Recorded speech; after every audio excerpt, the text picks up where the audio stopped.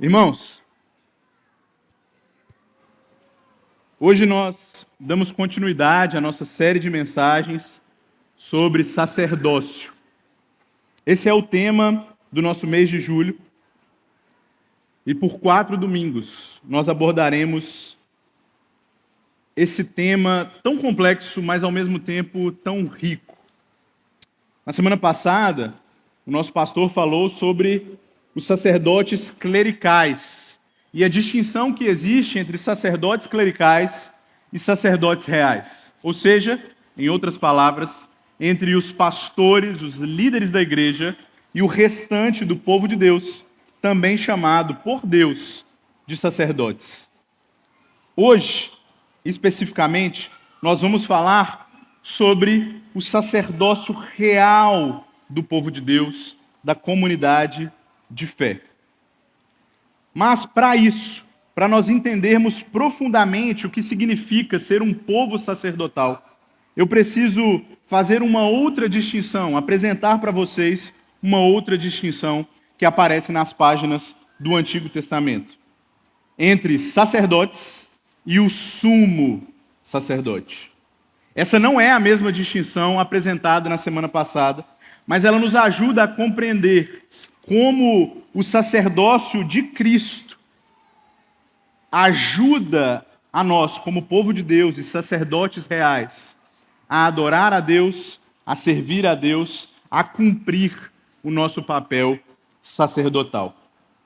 No Antigo Testamento, havia muitos sacerdotes, mas apenas um sumo sacerdote. Ele era o representante supremo do povo diante de Deus. Ele era o único autorizado a sacrificar no dia da expiação, Yom Kippur, e a entrar no Santo dos Santos em representação ao povo. Ele usava vestes especiais, carregava no peitoral o nome das 12 tribos de Israel e simbolizava a mediação plena entre Deus e o seu povo. Esse era um chamado solene e exclusivo que apenas uma pessoa tinha. O autor de Hebreus, porém, nos diz que em Jesus nós temos um grande sacerdote sobre a casa de Deus. Ele é o último e definitivo sumo sacerdote, o único mediador entre Deus e os homens, que ofereceu definitivamente, de uma vez por todas, a si mesmo como oferta pelos nossos pecados. Sendo assim, nós não precisamos mais de outro sumo sacerdote. E além disso, a partir do sacerdócio de Cristo, surge a realidade do nosso sacerdócio real ou sacerdócio universal. Isso significa que nós não precisamos de líderes e pastores entre nós? De jeito nenhum. Mas isso significa que todos nós, igualmente, estamos unidos a Cristo, pastores ou membros. Todos nós participamos desse sacerdócio que advém do sumo sacerdócio de Cristo. Essa verdade está fundamentada não apenas no texto de Hebreus, que nós iremos estudar, mas também em Êxodo capítulo 19, versos 5 e 6, 1 Pedro 2, 5 e 9 e Apocalipse 1, 5 e 20. A implicação disso, desse nosso sacerdócio, entre outras, é que nós temos acesso a Deus de forma direta. Que nós devemos proteger e zelar pela glória de Deus e o nome de Deus. Que nós somos chamados a proclamar as maravilhas de Deus e a representar o Senhor no mundo. E também que nós devemos apresentar, oferecer sacrifícios espirituais a Deus como seus sacerdotes reais. Nas próximas semanas, nos próximos domingos, algumas dessas implicações serão tratadas, mas hoje eu quero apenas abordar esta última, os sacrifícios espirituais que nós oferecemos a Deus como seu povo. E para isso eu gostaria de convidar os irmãos a abrir no texto de Hebreus, no capítulo 13. Nós iremos ler do verso 15 ao verso 17. Hebreus, capítulo 13, dos versos 15 ao 17.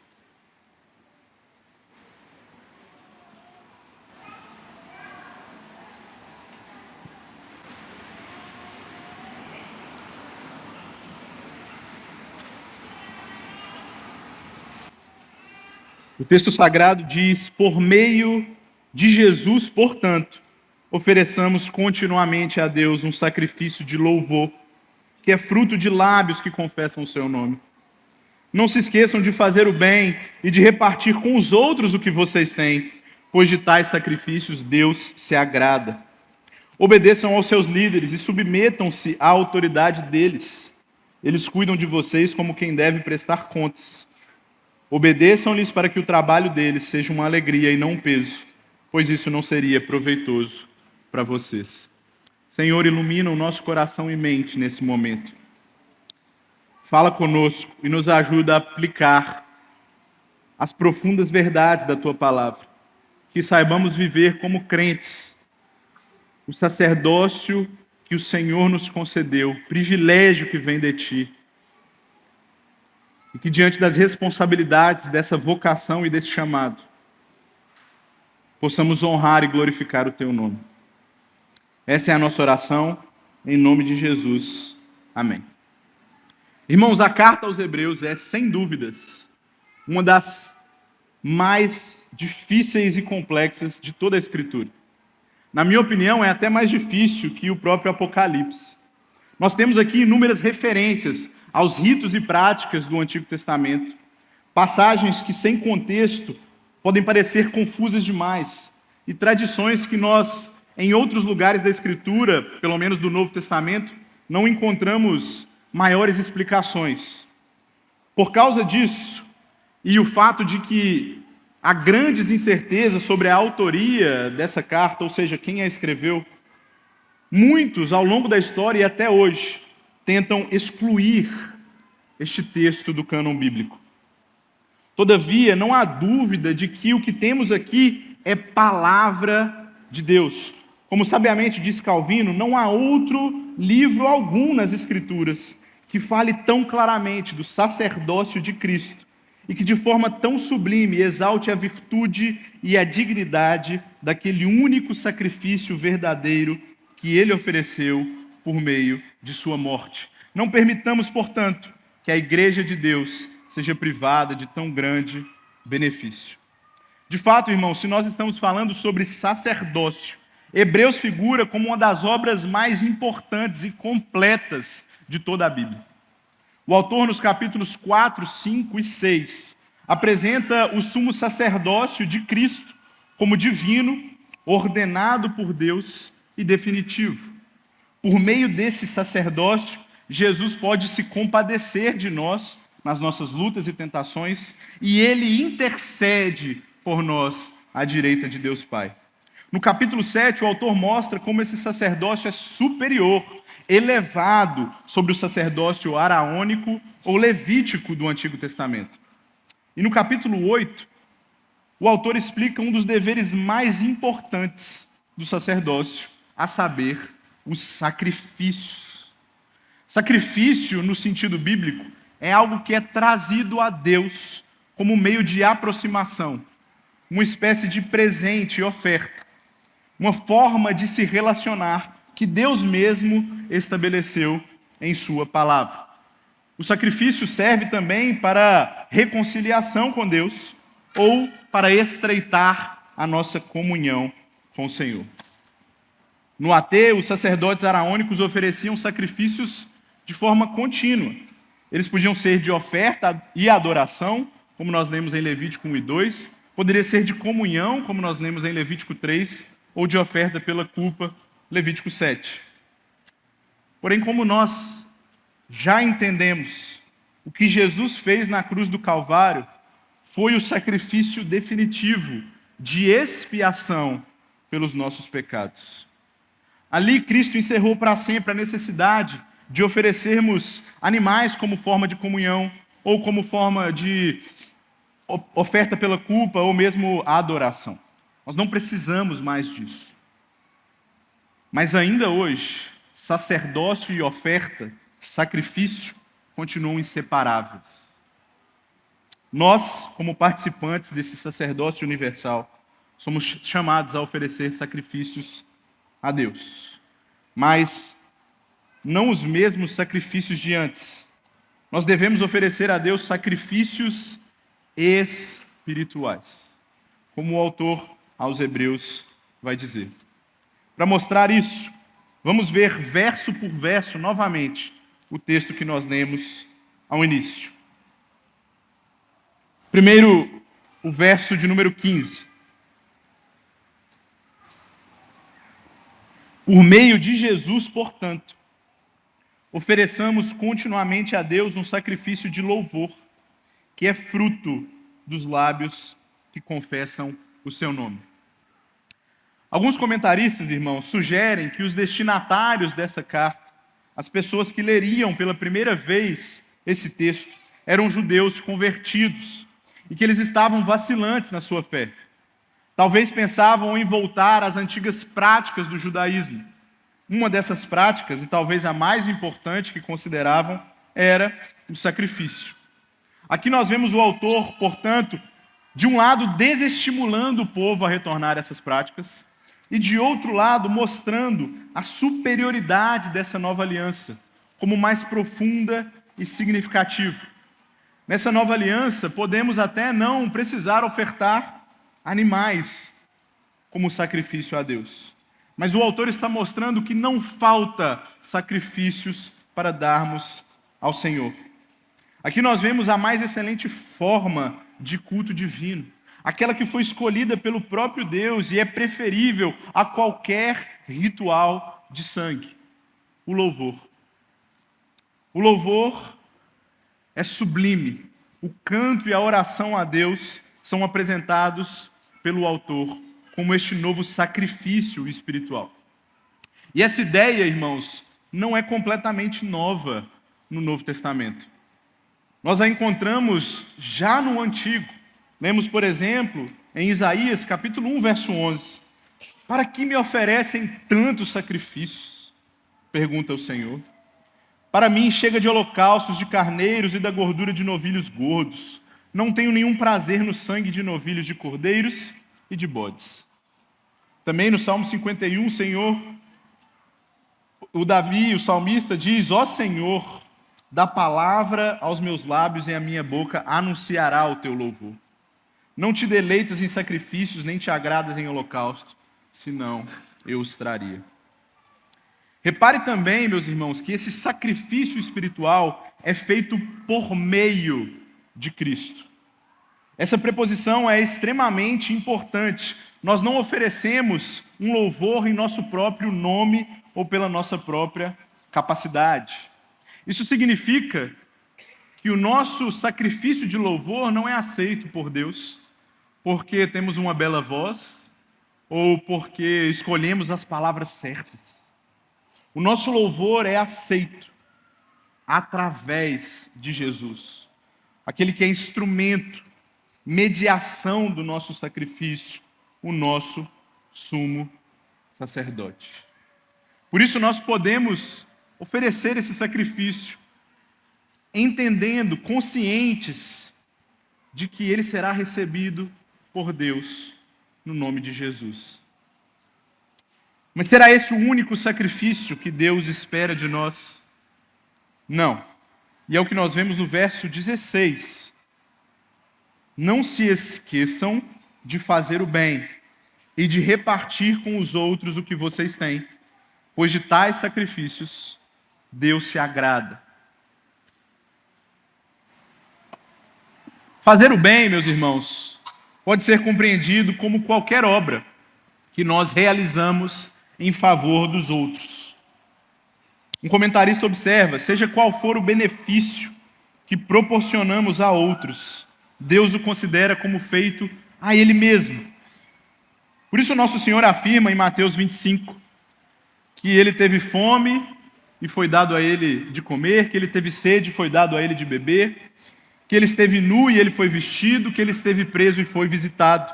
E Ele termina dizendo: o que vocês fizeram a alguns dos meus menores irmãos, a mim o fizeram.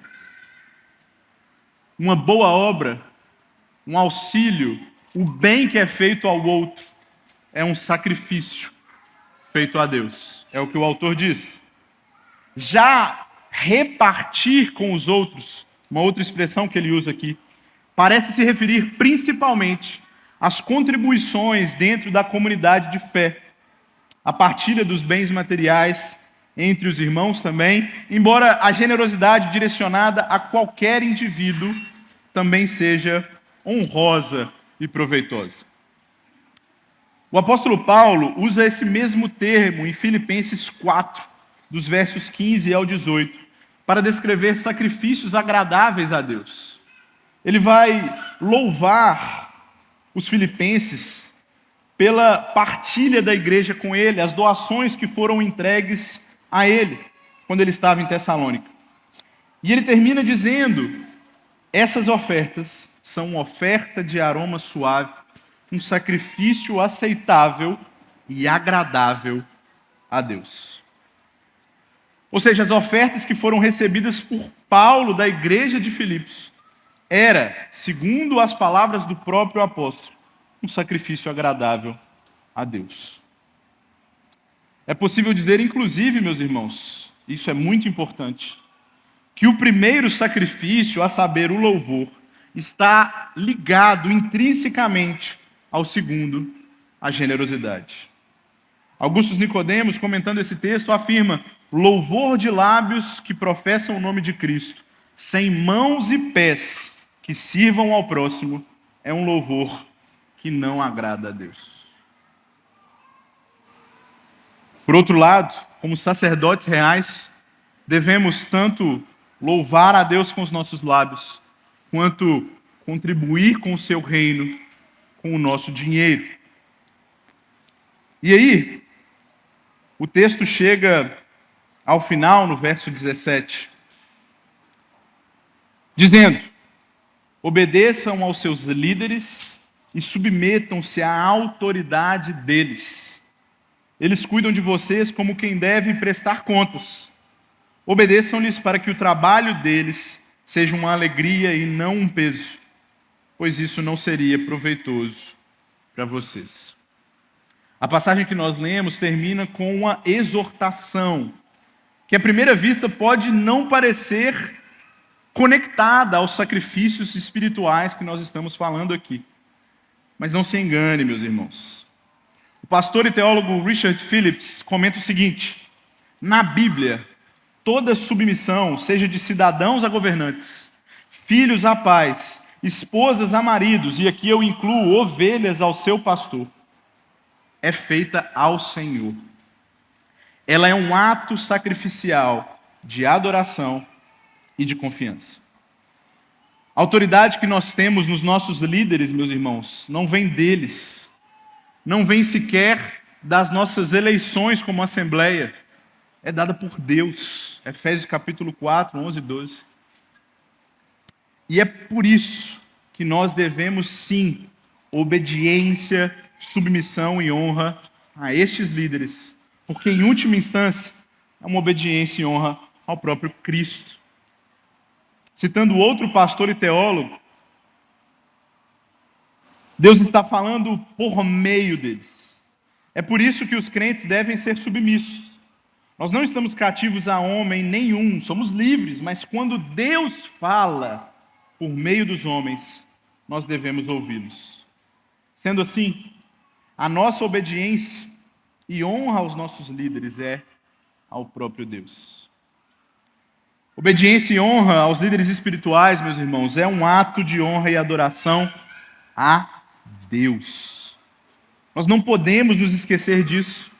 Da mesma forma, todo ato de rebeldia e insubmissão a estes líderes também é um ato de rebeldia e desonra ao próprio Deus.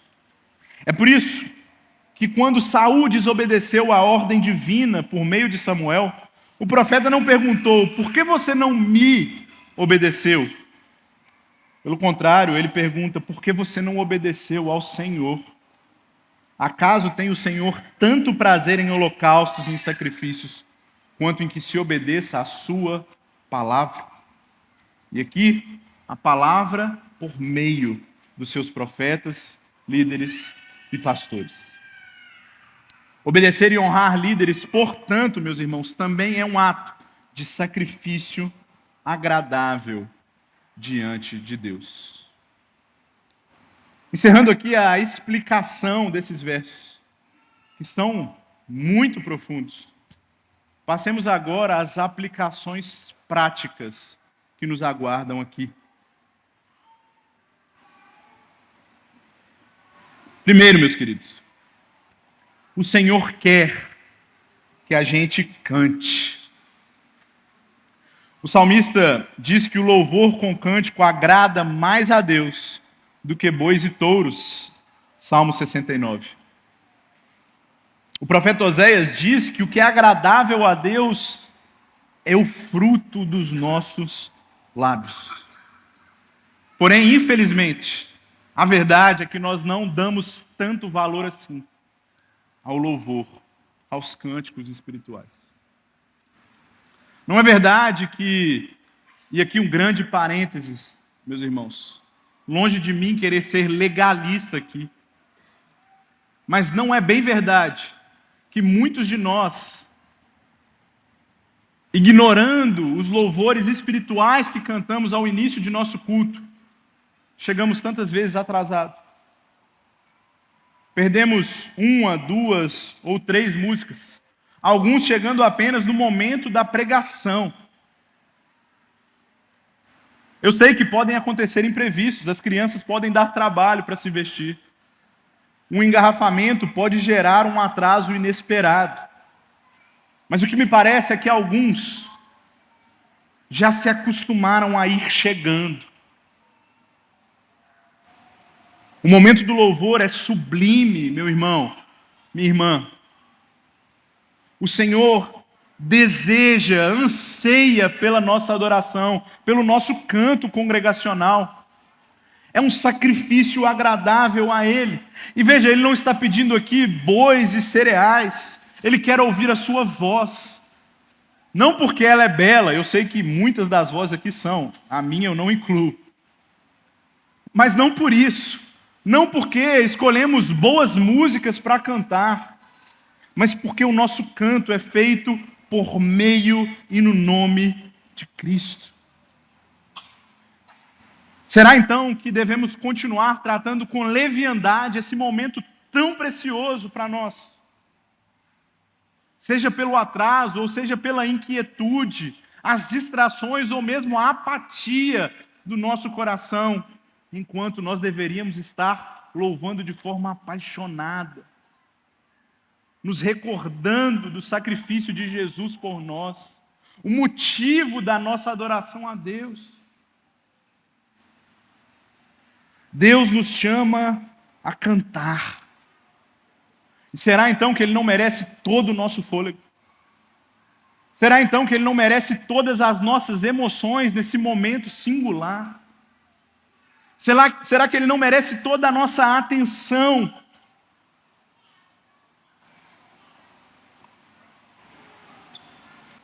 Quando eu e minha esposa, estávamos em Houston, nós conhecemos uma mulher chamada Célia, brasileira inclusive. Ela, no nosso primeiro encontro, no hall da igreja, estava sentada em uma cadeira de rodas, seu cabelo ainda muito curto, claramente estava nascendo e branco, apesar de não ser uma senhora. E ela nos contou sobre o seu diagnóstico de câncer em estágio terminal. Os médicos tinham dado a ela apenas 6 meses de vida, e isso a impedia, inclusive, de voltar ao Brasil, onde está praticamente toda a sua família. Ela morava a 1h30 da igreja, sem trânsito, mas ela estava lá sempre, bem antes do culto começar. E ela pediu que nós orássemos por ela naquele domingo, e nós fizemos isso. E 2 semanas mais tarde, eu a encontrei novamente no hall da igreja. E ela me contou que, miraculosamente, inacreditavelmente, ela tinha feito alguns exames e não havia nenhum resquício de câncer em seu corpo. Ela estava de fato curada.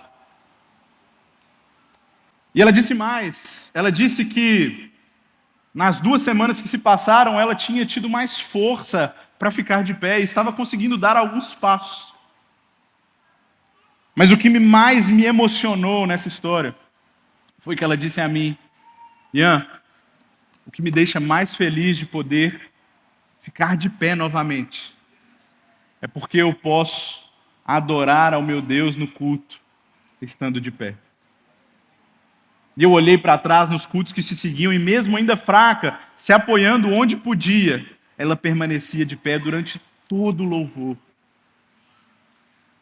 Meus irmãos, nós deveríamos ter esse mesmo sentimento, essa mesma paixão, esse mesmo fervor quando diz respeito a cantar a Deus.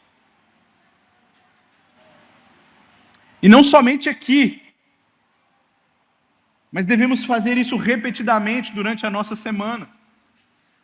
Você tem separado momentos para adorar a Deus com cânticos na sua casa? Você deve responder: mas Ian, eu já estou lendo a minha Bíblia. Então provavelmente você deve ter lido Salmo 96, verso 1, cantem ao Senhor um novo cântico, cantem todos os habitantes da terra. Ou Tiago 5,13, entre vocês há alguém que está sofrendo, que ele ore, há alguém que se sente feliz, que cante louvores. Ou mesmo Colossenses 3,16, cantem salmos, hinos e cânticos espirituais, com gratidão a Deus em seus corações. Lutero, meus irmãos, dizia que a música não era invenção humana, mas dom de Deus. Citando ele, ela espanta o diabo e torna as pessoas alegres. O diabo, que deu origem às tristes ansiedades e problemas inquietantes, foge ante ao som do louvor, quase tanto quanto foge ante a própria palavra de Deus. Saibamos então usar da música para oferecer sacrifícios ao nosso Senhor, porque Ele deseja o sacrifício dos nossos lábios. Ele também deseja os sacrifícios da nossa generosidade. E aqui, pense num assunto difícil e delicado de tratar. O pastor Lucas, na semana passada, disse que só sobrava para ele. Então, em solidariedade, eu vou falar sobre isso também. Irmãos, poucas coisas revelam tanto sobre nós do que a forma como nós usamos e lidamos com o nosso dinheiro. Nosso dinheiro. Porque, na verdade, o dinheiro não é seu. O dinheiro não é meu. Tudo que nós temos é do Senhor. Assim declarou o rei de Israel, Davi: teus, ó Senhor, são a grandeza, o poder, a glória, a majestade, o esplendor e tudo o que há nos céus e na terra.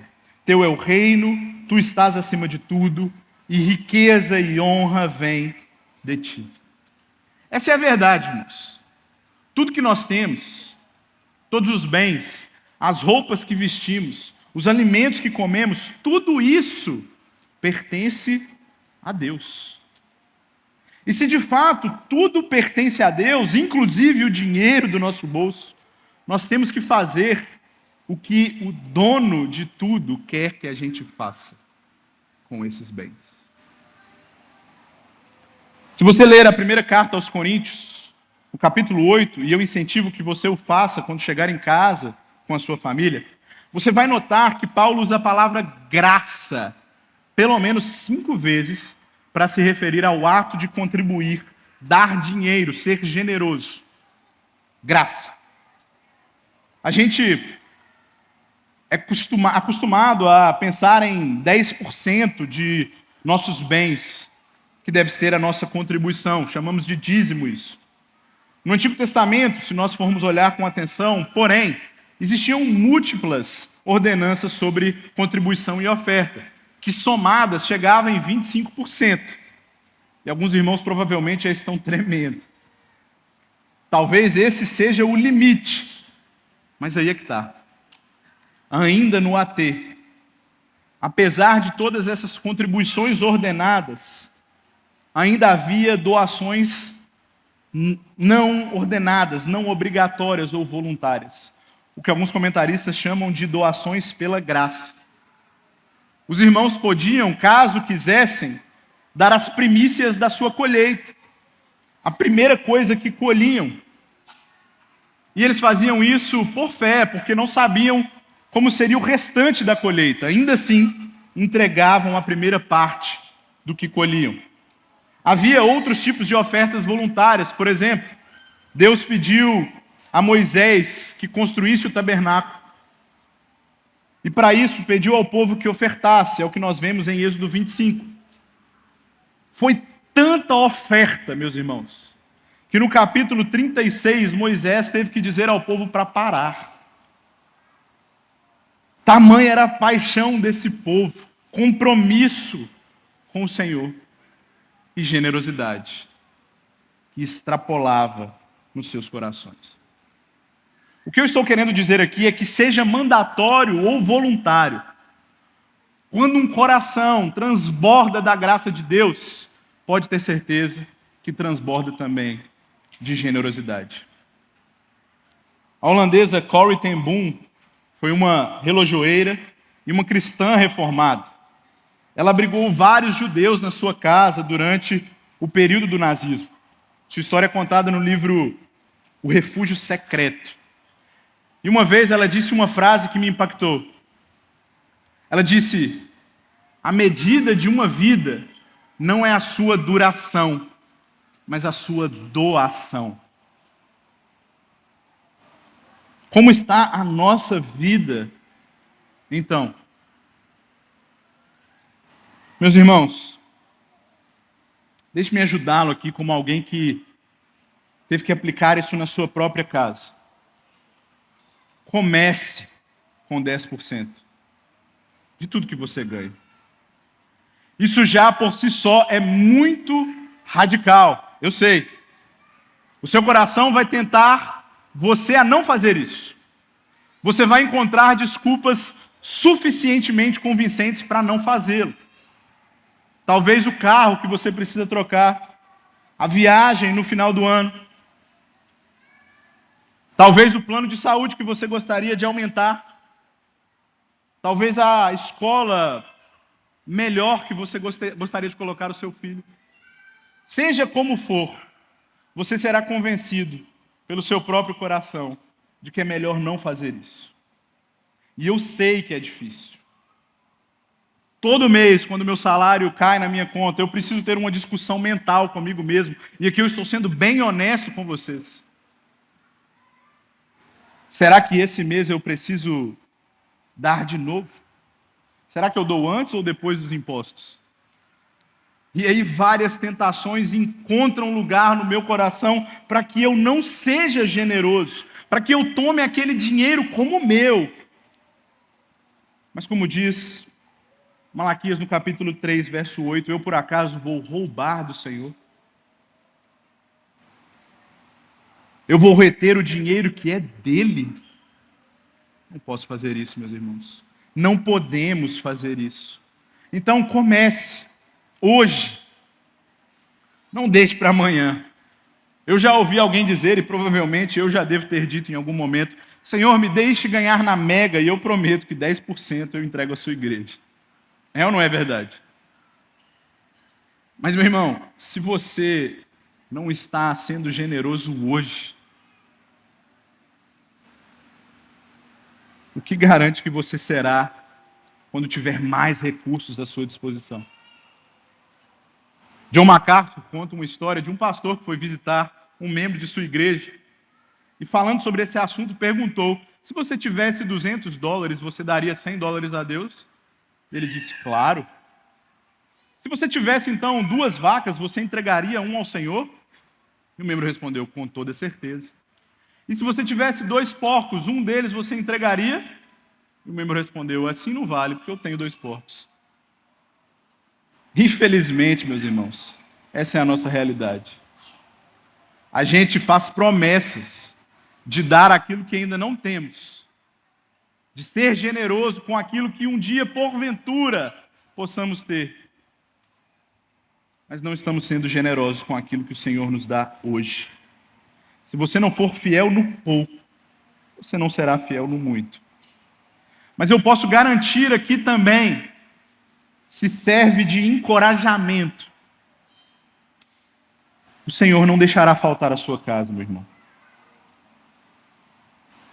Não é por ser generoso que vai faltar qualquer coisa a você.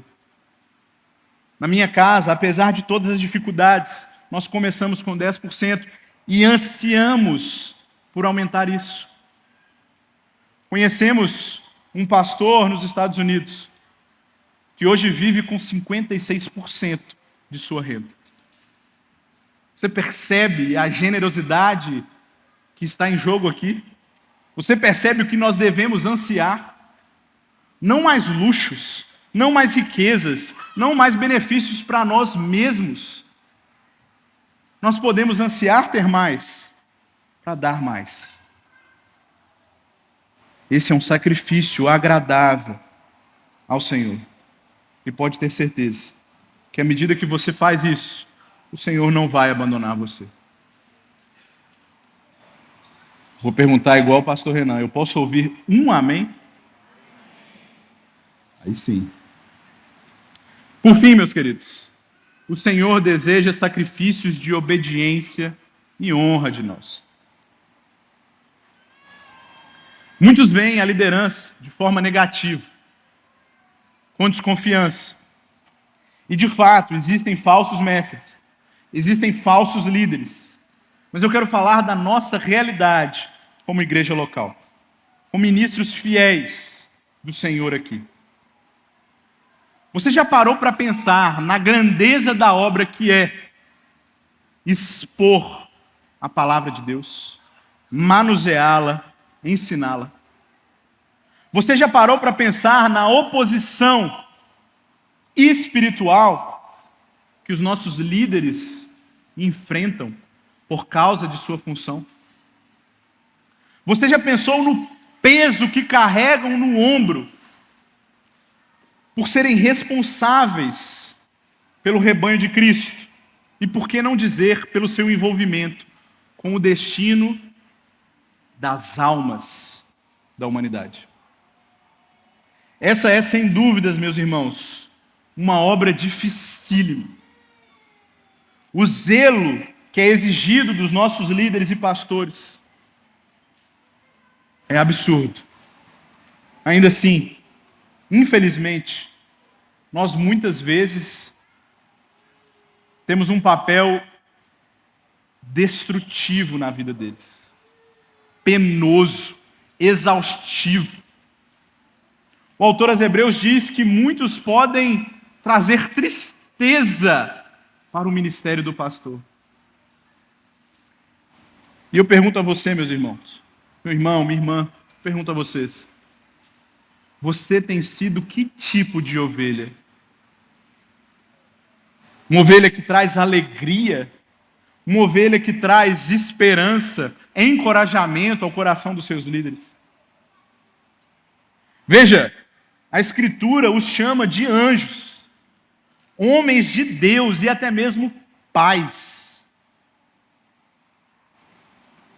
Um pastor chamado Tabit Aniobali diz o seguinte: um membro saudável entrega a si mesmo ao Senhor e também ao ministro do Senhor, porque sabe que é a vontade de Deus, pois a liderança da igreja local foi estabelecida por Deus para abençoar o seu povo. Você é, portanto, um ministro saudável que se entrega ao seu pastor em obediência, em honra. Você é uma pessoa ensinável. Você para ouvir os conselhos dos seus líderes.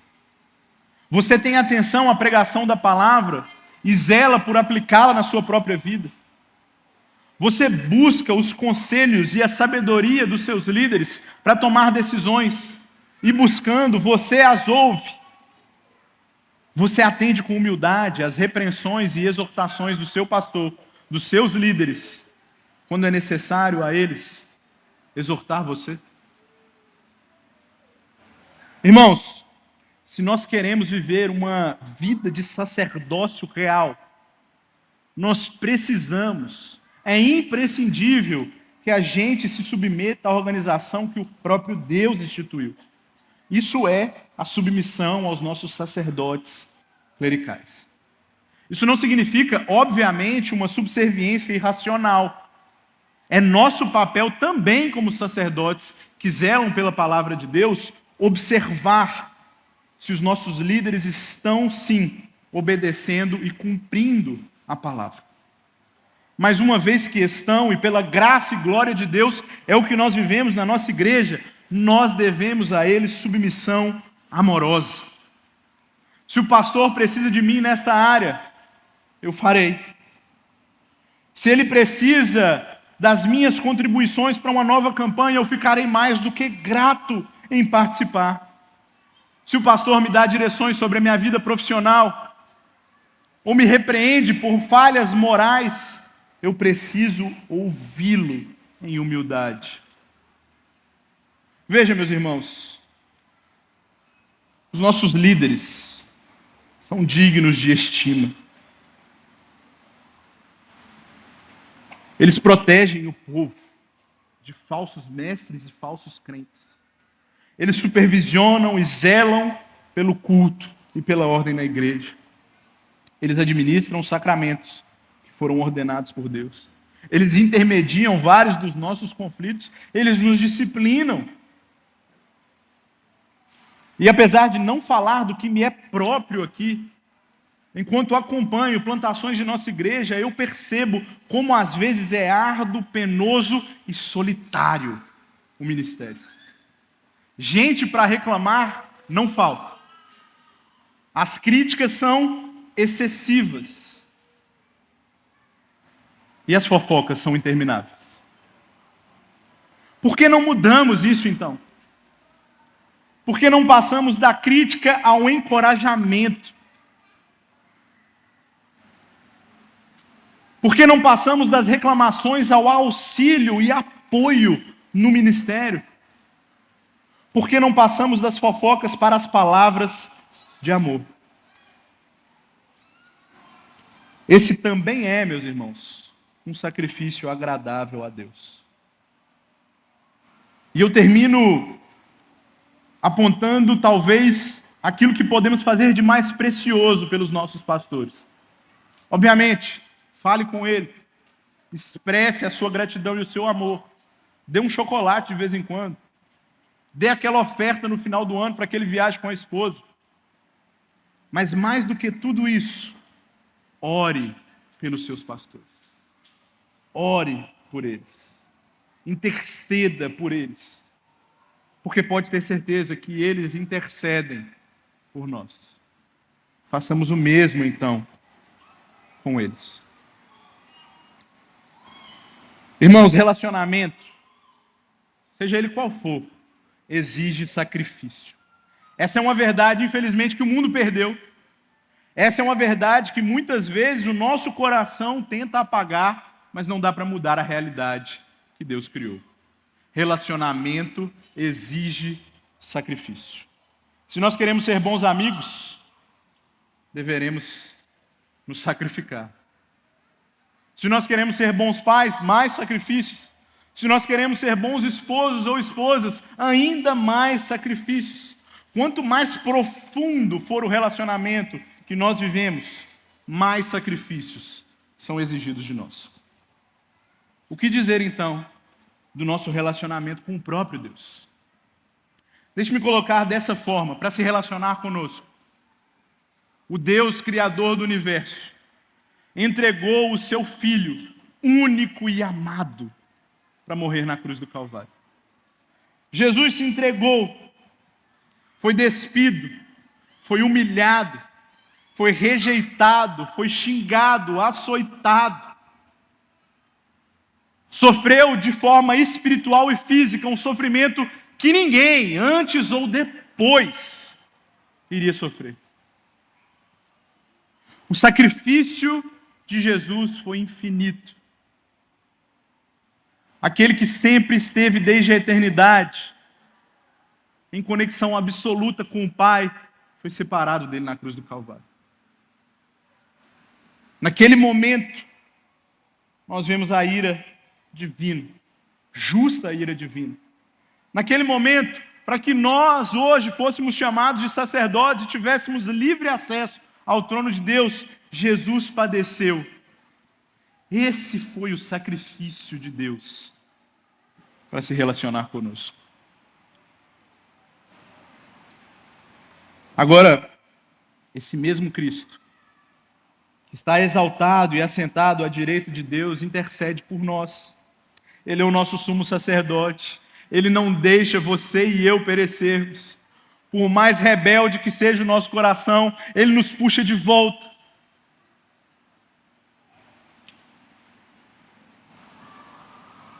E eu te pergunto, diante de tal e tamanho sacrifício, o que você está disposto a sacrificar por Ele?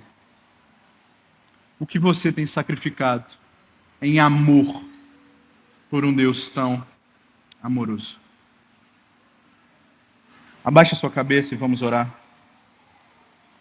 Coloque diante de Deus o seu próprio coração como um sacrifício vivo a Ele.